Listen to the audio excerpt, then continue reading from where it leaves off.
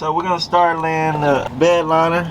What's up, YouTube? Back at you guys with another video. Today we're finishing up the bottom of the floor pans on the 1972 Buick LeSabre. If you missed last video, we did some cutting out and cleaning of all the rust under there. But right now what I want to do is try to cover some of the areas that are bare metal right now, because I don't want this stuff to start rusting back. So we're gonna be using the Rust-Oleum reformer, and it bonds straight to that rust. Because I was gonna prime everything, but I was reading up on this. You need to spray it like right on there, like where the spots were rusty at, which we got all of that taken off.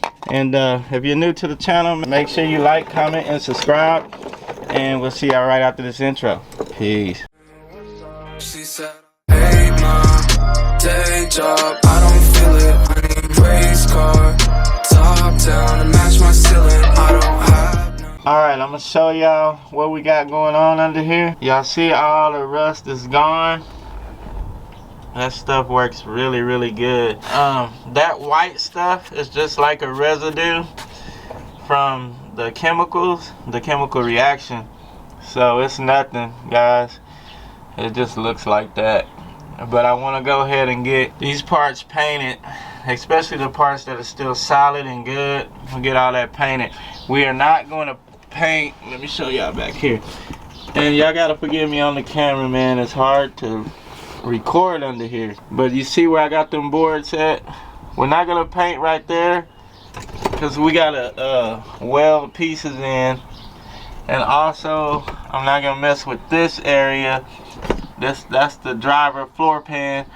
I'm not gonna mess with that one yet, because I gotta still do some cutting on that one. Main focus is to get most of the areas painted that already been treated and the rest is gone. So I'm gonna show y'all just clips of this, because it's hard to record under here, like I said, and we're gonna get going. What they talking about? I don't know.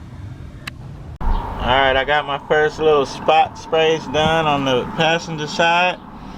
Just went around the edge right here, and then I just started spot spraying it on here, this area, and then like, see this hole right here? I'm gonna go back and fix that, so don't worry.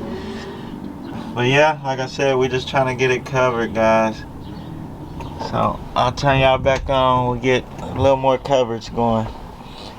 And then, you know, a lot of people, their cars be clean, but when you look up under it, all of this looks bad. And also we'll be putting the truck liner on here, so it's gonna level everything out, make it even. Alright guys, passenger side is pretty much covered with that rust paint, so we'll get ready to rubberize.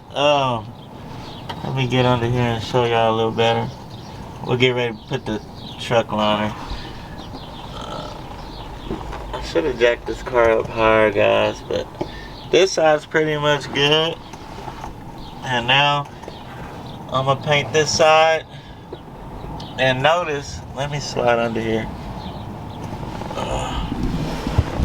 Excuse me, y'all, excuse me. Notice around the holes I didn't paint that much, because I gotta weld in the sheet metal.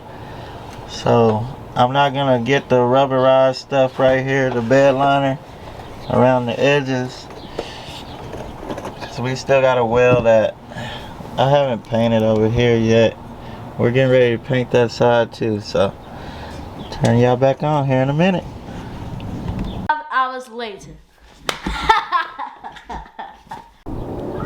Alright, driver's side is now covered. Let me show y'all. Pretty good.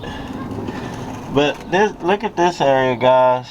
This is the back seat driver's side. I'm gonna go ahead and cut this whole piece out like this side. So don't worry about that, it's gonna get cut out.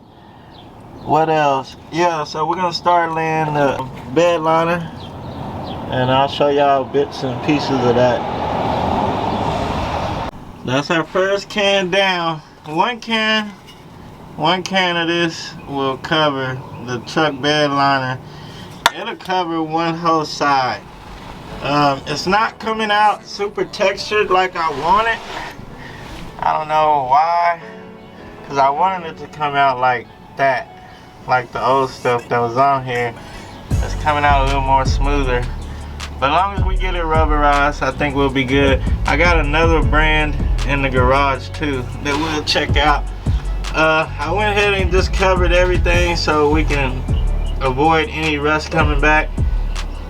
Like I said, we'll still cut this side out and we still got work to do.